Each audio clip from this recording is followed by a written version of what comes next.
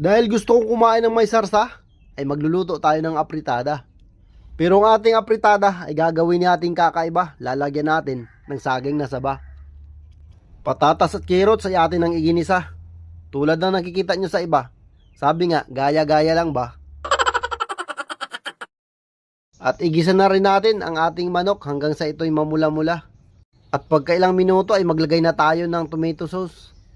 At imixin natin ng mabuti hanggang sa ito'y pumula bago natin lagyan ng tubig na 1 tasa. Dahil nga wala tayong tomato paste ay tomato sauce pa rin ating ginamit. At kapag ang manok ay malambot na, saka natin ilalagay ang ating ginisang carrots at patatas. At para mabango, lagyan natin ng dahon ng laurel. Tuyo nga pala ang ginamit natin dito pang timpla para hindi mamutla ang ating apritada. At dyan na pumasok ang ating saging na saba. Wala nga pala tayong bell pepper, kaya ang ginamit natin ay siling haba. O siya, luto na nga pala. Makapagsandok na at makakain na.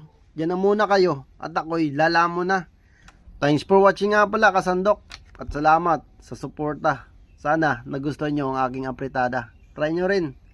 Apritadang may saging.